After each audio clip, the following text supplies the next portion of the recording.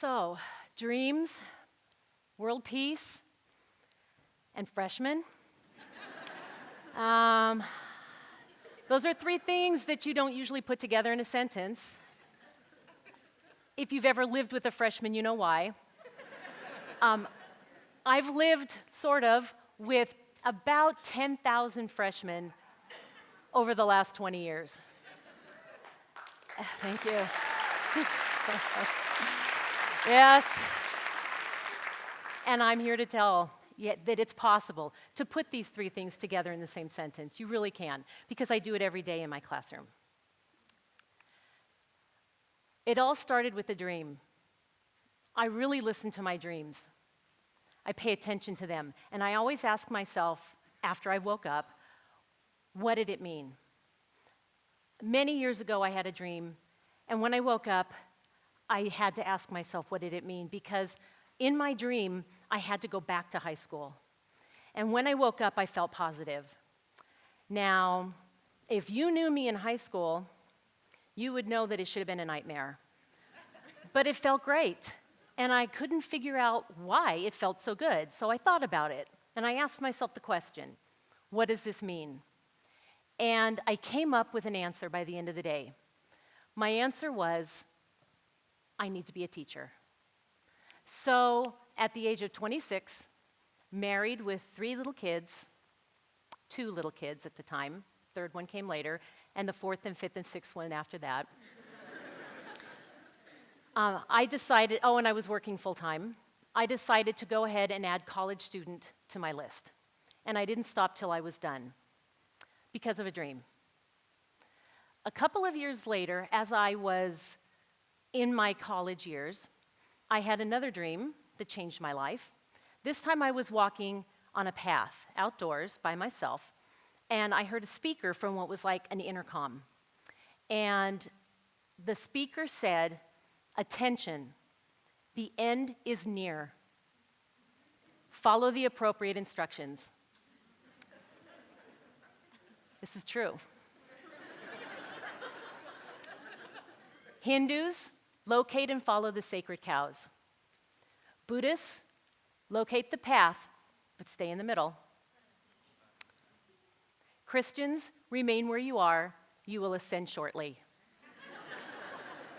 And I have wild dreams, okay? And when I woke up, I asked myself the question, what does this mean? Like, what could this mean?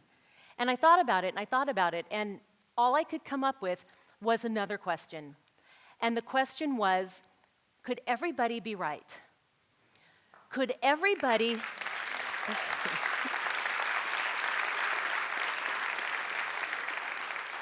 Could every religion be teaching its followers to follow the same basic path in just a culturally unique way?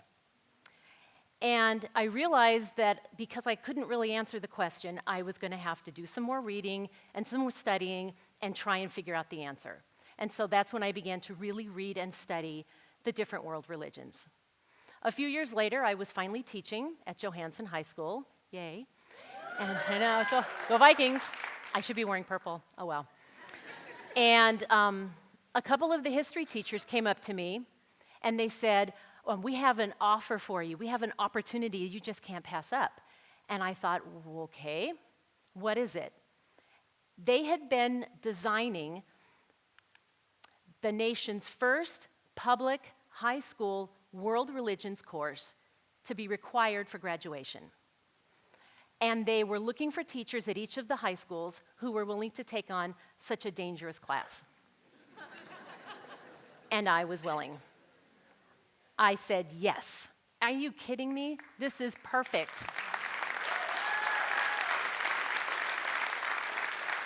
So I have to tell you about these teachers that designed the course. If I could go back in time and be one of them, I would. But they did such a fantastic job when they designed this class. They met with leaders of the different religions in Modesto, all of the different faiths, and asked them, how can we best serve you while we design this course?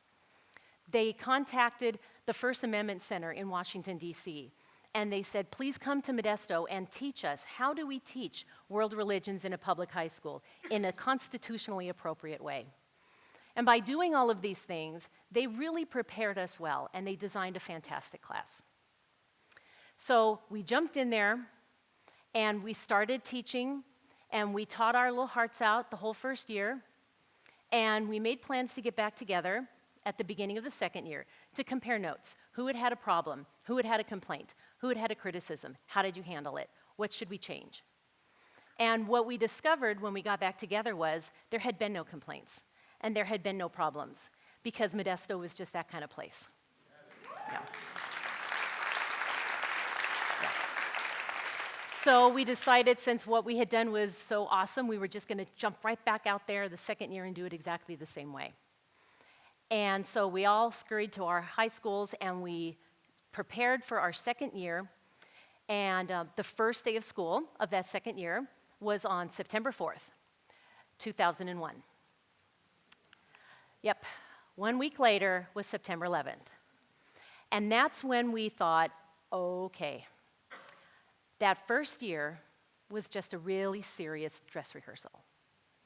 And the real work is now. So we got back together as a group, and we said, what do we do? How do we change the course? The climate was so bad. How can we keep this? It was still a baby. We wanted to make sure it stayed alive. And we decided that we would do nothing differently, that we had done a good job, and that we would do the same way. Most importantly, we would make sure that we taught our students to look beyond our differences.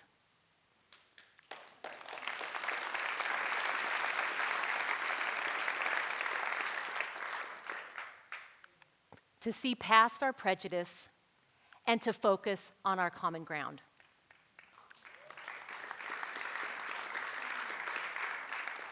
Just like the year before, we would use the golden rule to guide us from one religion to the next, because all religions teach that we should treat each other the way we want to be treated. They do. If we could just teach our students to replace ignorance with wisdom and let that wisdom ease their fears, then peace is possible. It is.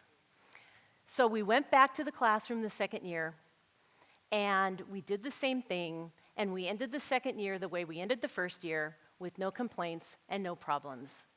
And every year since then, for the past 17 years, no complaints, no problems. I shouldn't be knocking on wood right now, somewhere. Teach, not preach is our motto in this class. This came up for me when I was, a few years ago, when I had a student come up to me, and she had a little bit, not a complaint, she had a concern. She was a senior, new to the school, so she didn't take the class as a freshman. And she said, I don't want to take this class. I could understand that. Who wants to be a senior with a bunch of freshmen? They're really something else. Okay. And so we talked about it privately, and I said, I'm really sorry, but you have to take this class. It's required for graduation. She said, you don't understand. I'm an atheist, and I don't want to learn about the world's religions. And I said, here we go. Finally, I get to use my tools to defend the class, because no one had ever challenged it before for me. So I said, we teach, not preach. Our goal here is to educate you, to replace your ignorance with wisdom. Okay? Yeah, it's true. I said, if you can just go out there into the world with this new knowledge about other religions, I promise you, you are going to get along with people better. You're going to understand them and what they think and what's important to them, and you'll be glad. She agreed. She stuck around. She didn't really have a choice.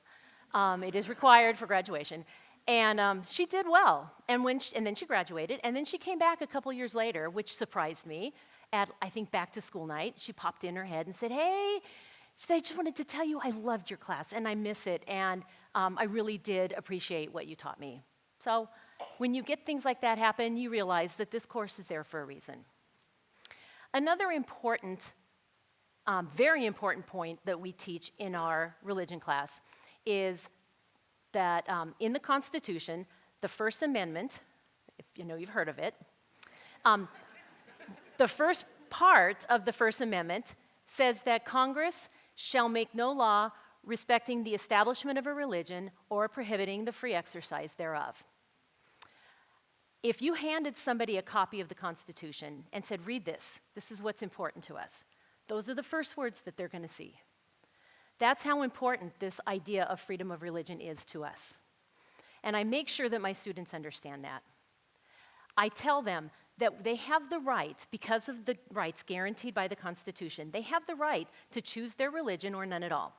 But they also have a responsibility to make sure that they protect and defend the rights of each other.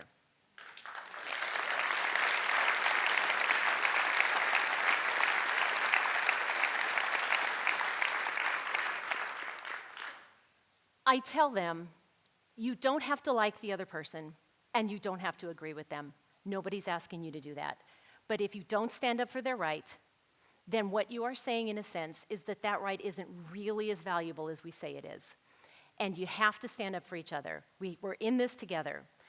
So a few years ago, I was shopping at a store, and this man, full-grown man, came up to me and said, "Hey, I had you as a freshman." I'm like, great. You remember me? Like, no. No. Too many. And plus, he was probably this tall, right? He said, "I remember everything you taught me."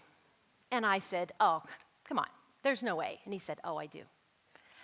And then he told me about a party that he went to, a family party, where some relatives were speaking about Hinduism in a rude and an incorrect way. And he said, "I heard them, and I knew that what they were saying was wrong, and I knew I had to say something." So he went to his family members, he replaced their ignorance with wisdom, and he said, "I felt like I had done the right thing." And I said, "You did. Very good. Excellent." And when something like that happens, when you hear that years later it's still there, then you know that you're doing something good. A lot of people would say that this is proof of tolerance. But I don't really like the word tolerance. And I know I'm supposed to, because that's one of those words that you hear a lot in these kind of conversations, tolerance, teaching tolerance. And for some reason, it's always kind of stuck wrong with me. And so I decided to look it up, right? Go to the dictionary when you don't know anything. And when I looked it up, I saw that the definition for tolerance is the capacity to endure pain or hardship. Well, no wonder I don't like that. I don't like pain or hardship. And if I have to endure it, I want it to be over as quickly as I can. So I don't teach tolerance. I thought, what's better than tolerance? Well, I like respect. It's the only rule I have in my class. I say, a lot of teachers have a whole list of rules, what you can and can't do. Mine are easy, respect. Okay, just respect each other, respect me, respect the building, we're good. And as much as I like respect, every now and then, I would like to take it even a little further, because I like a party. And if you know me, you know that. I will have a party for anything. So, can we take this to the next level? How about we learn to celebrate each other and the differences that we all have?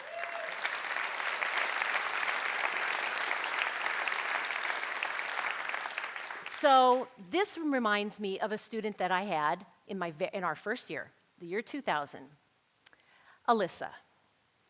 And Alyssa came to my class, a scared freshman, they all are. And I was, we were new that year, first year of the class, so I was a little scared too. But what I didn't know is that Alyssa was struggling a little bit with the content. You see, she came to my class with a very strong personal faith that didn't necessarily always encourage celebrating other religions. And she worked with this, she stuck with it, she was brave, she was kind, she opened up her heart, and she did well, and she graduated. And we remain friends to this day. And many years later, she explained that this was a struggle for her, but that she was glad that the course was there to give her that little push, to show her that you could go that you could retain your own personal strong faith and go from tolerance to respect and even eventually learn to celebrate the differences in other people. She's now married with a baby girl who she's already teaching to celebrate the differences in other people. So well done, Alyssa.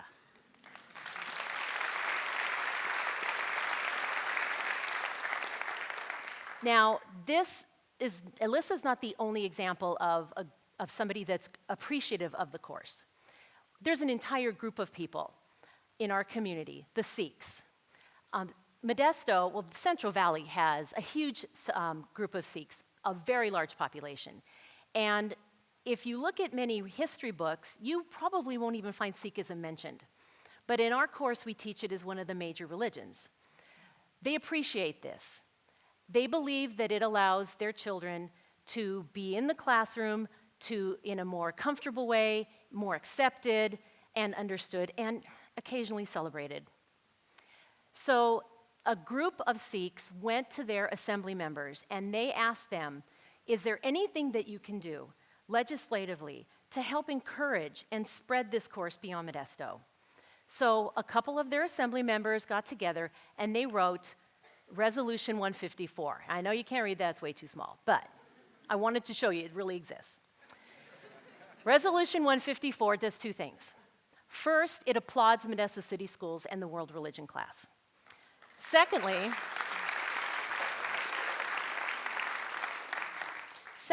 and most importantly, it encourages other districts in the state to do the same. It's not a law, it's just a strong suggestion. But I was there the day, along with a few of other teachers. I was there up in the balcony, watching them down below read the resolution, vote unanimously to pass it. And when they were done, they said, we have some teachers from Modesto here, would you please stand up? And we stood up and they applauded us. And when we left, we thought to ourselves, this is it. This is it. Finally, someone else will teach this class. Now, that's not to say that there aren't world religion classes in high schools elsewhere. There are. They're scattered around the country, here and there, but they're electives. I'm talking about a required course that the entire district takes on. We're still the only one. And this was in 2014. But I'm hopeful that someday it'll spread further.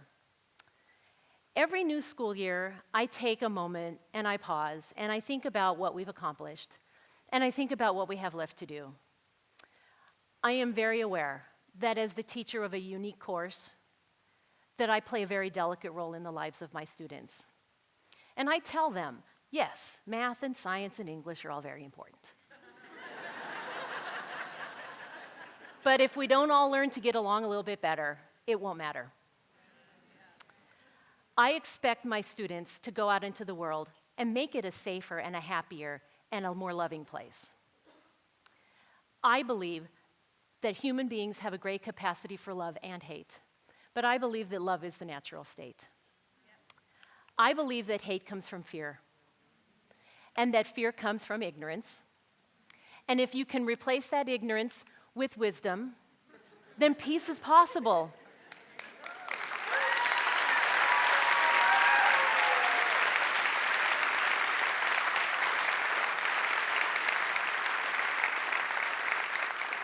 I honestly don't believe this is impossible to do. I don't believe it's a fantasy, and I'm coming to believe that it isn't even really a dream, that if we all just really work together and pull ourselves up and be everything that we can be, then we can make this dream a reality.